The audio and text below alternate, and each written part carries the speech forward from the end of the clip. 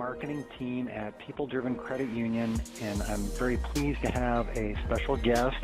Colleen, why don't you go ahead and introduce yourself? Hi, my name's Colleen, and I'm actually the mother of the regional branch manager there at the credit union. Colleen, thanks so much for being on. There's been a lot of victims, especially of elderly people, victims of scams that people are trying to take advantage of them and get them to send money. And it turns out the grandmother of our regional manager was somebody they attempted to take advantage of them. And I wanted you to share this story because it's so prevalent in society right now, where elderly folks, for one reason or another, are being called and asked for money. So why don't you share a little bit of the story that you told me earlier? Sure. Well, it happened just a couple weeks ago. I was home. I received a phone call from my mom. I answered the phone and immediately knew something was wrong. My mom was panicked. I could tell she had been crying. It was obvious. How old is your mom? My mom is 77 years old. Okay. So not way up there, but certainly in the senior bracket. Yeah. To just add to the story so you kind of know, she had not been feeling well for a few days, so she's had some health issues and actually was taking a nap. She called to tell me that she was woken up from her nap by a phone call. She said, "Colleen, I don't know how to tell you this, but it's your son." And I said, "What's wrong?" She said, "Your son called me to tell me that he's in the hospital," and then at this point she had a breakdown. Oh, no. She said, he has a broken nose, there was an accident, he's been arrested, and he needs money. And I said, "What are you talking about?" Because I'm thinking, what is going on here? Yeah. Part of me is thinking this is a horrible mistake, and the mom part of me is going into full panic mode because I'm thinking, oh my gosh, what's wrong? My son is in his mid-20s, so I'm thinking, oh my gosh, what happened? And she said, "Don't tell him I called you. He asked me not to tell you. He doesn't want his parents to know, but he needs money right away for a bail money." And I said, "Well, you need to slow down." So she told me again, not that she talked to a stranger. She's telling me, "Talk to your son." Yeah. And I said, "Oh my gosh." And she said, they gave me a phone number and they told me I had to call them back right away to pay the money for the bail, that Derek needed this money right away. And Derek's my son. And I said, okay. And she said, "If you need help with money, I'll help you." And she said, "They didn't want me calling you, but I just knew you had to know." How much money were they looking for? Do you know, we didn't even get to that. She just said it's a lot of money. She didn't even tell me the amount. But for my mom to say a lot of money, we're not talking $100. Hung up with my mother, called this phone number. But you didn't call your son? I'm sorry. Yes. Thank you for correcting me. Yes, sure. I did. I called Derek. I looked at the clock and I thought, okay, Derek should be home from work or at his buddy's house. So I call him on his cell phone and he says, "Hey, what's up?" And I said, where are you at? Are you safe? Yeah. And he says, yeah. And he's acting really confused. He says, I just left work. What's going on? And I said, well, someone's trying to scam your grandma, and I have to let you go right now because I have to call her back immediately. And when I called her back, her line was busy. And I called back several times. Now I'm in a panic. Right. And sure enough, she finally picks up the phone and she says, "Colleen, I just got off the phone with Derek again." I said, "Well, so did I." And she says, What do you mean? And I said, "Derek's safe. I called his cell phone. He's safe." And then she had just an absolute breakdown. And she says, "I don't understand what you're telling me." And I said, "Did you give anyone money?" She says, "No." And she said, "I can't believe this happened to me. I can't believe it." And at this point, her emotions are all over the place because first she thought her grandson was hurt. She didn't know what to do. And so then I said, "Mom, you need to tell me what happened, and then you need to give me the phone number." So she told me that she had been napping. So that's the first thing. She was caught off guard. She wasn't feeling well. Normally she doesn't answer phone calls from numbers she doesn't recognize. Mm-hmm. She picked up the phone and said hello. And there was a man on the other end who said, "Grandma, this is your grandson." So no name was no given. Name. Gotcha. No name. And she said, "What? Who?" And the person said, "This is your oldest grandson." And again, she's not even 100% awake, and she says, "Derek?" Because she has several grandsons. Sure. And so that's how the name got dropped. And she was so upset with herself afterwards. Mm-hmm. She said, "Now I know what happened, but I was half asleep. I didn't know." And she said, and right away, I said, "You don't sound like Derek." And the person starts crying, saying, "I was in an accident. I broke my nose. I'm in big trouble." So now she's hooked. Right. Now she's like, "Well, it's Derek. He told me he's Derek. Now I know why it doesn't sound like him. Oh my gosh, he's in trouble." So those are very specific techniques, right, to get the information from you so that you can then turn it back and then you feed it back to them to get them to respond. Exactly. And especially, and I'm sure when my mother answered the phone, they could tell she was tired. Mm-hmm. I'm sure. And I think they count on it, on catching someone off guard. They would have just hung that phone up or acted like it was a wrong number if someone said, "I don't have a grandson," or whatever. But it just so happened that she fell right into that perfect play that they had ready to do. Well, I'm sure that's the formula that they use all day, and they're inflicting this kind of trauma on the elderly strictly for monetary gain. So when you called them back, what did they say? Well, I called the number back, which my mom had told me that was the number to call to give money for the bail money, or I think that's what she kept saying, bail bondsman. Mm-hmm. So I called the number back, and I will be honest with you, I had to take about 5 minutes to calm down. I'm sure. Before I called that number, because the main reason I called, because you can't get through to these people. It was, my mom had told me they called her house 5 times in 15 minutes and they wouldn't stop calling. So I said, I'm going to call them. So I called, and my plan was to just get them to stop harassing my mom. Mm-hmm. So I thought, I'll play with their game. I'll see what they can say. And thinking back, I wish I had written down more of what the gentleman had said to me, but I was still seeing red.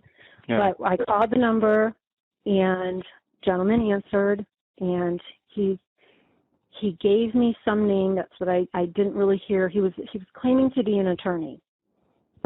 And he said, "Can I help you?" And I said, "Well, this number was given to my mother. It has to do with my son is in trouble, evidently." And he said, "Well, what's your son's name?"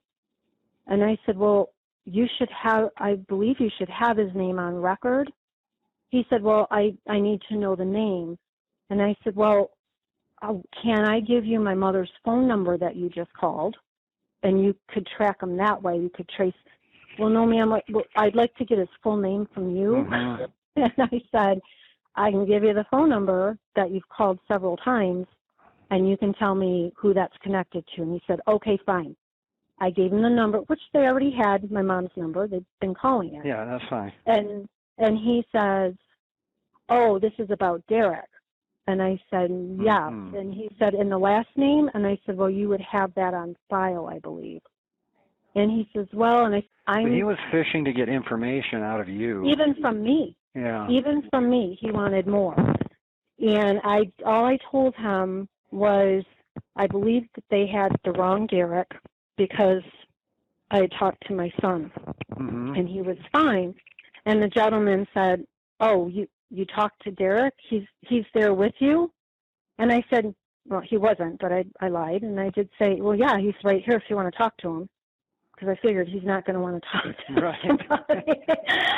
And he said, "Oh, no, that's fine."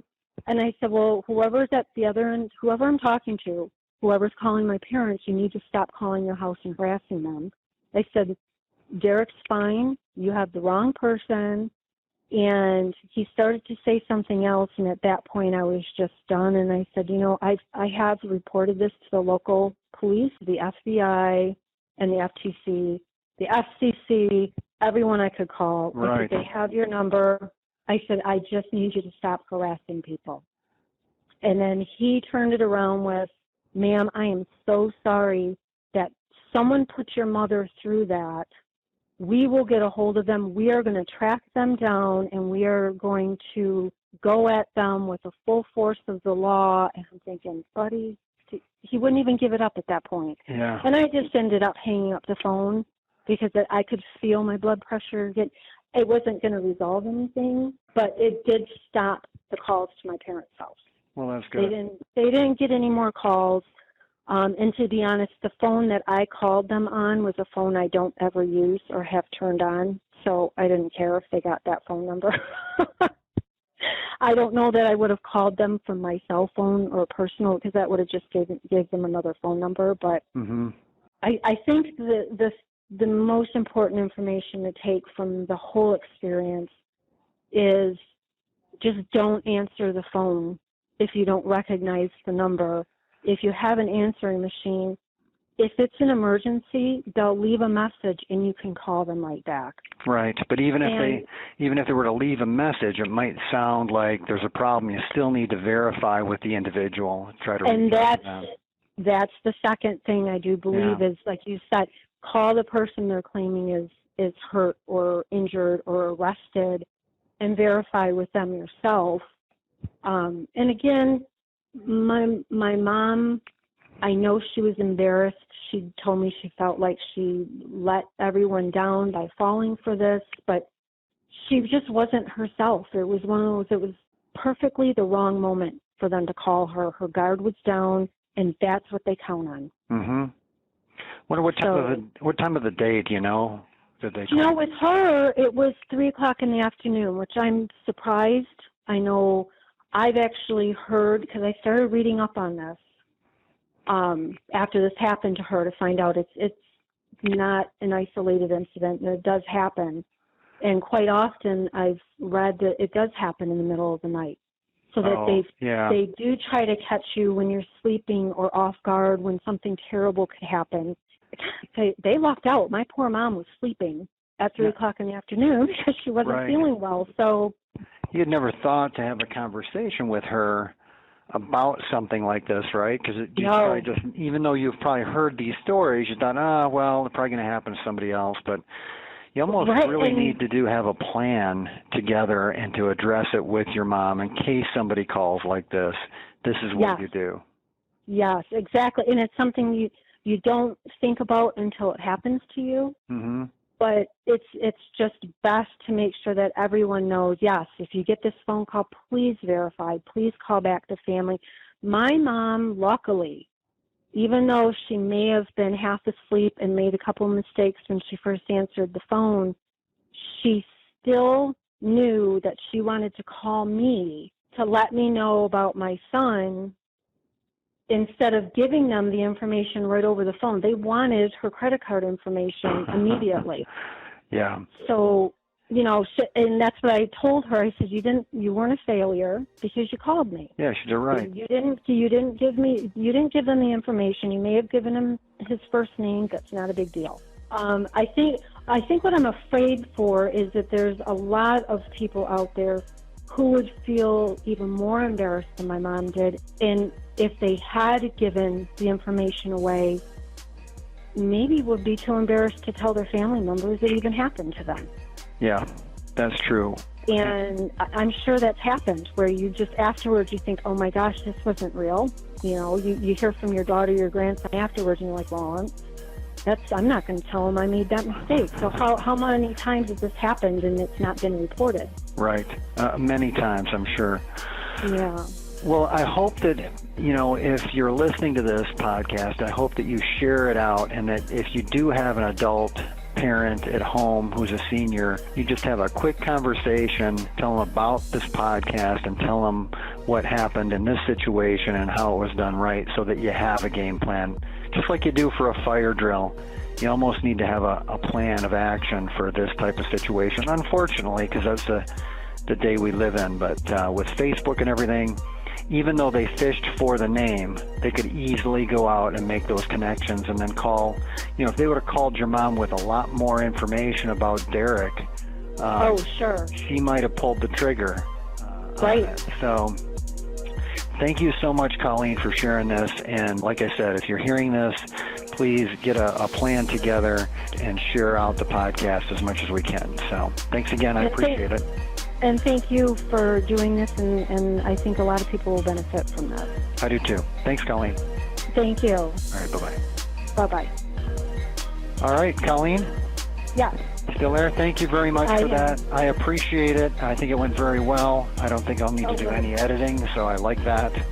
Wonderful. And I think it'll help people. So watch I hope so, and thank you so much for doing this, because the first thing I think of, honestly, are the seniors out there that really are distant from their family, or maybe can't get a hold of someone if she hasn't been able to get a hold of me. In the middle of the night, Yeah, so, even if it just helps a couple people, you're getting the word out, and I really appreciate you doing that. That's my pleasure. Thanks again. Thank you. Okay. Bye-bye.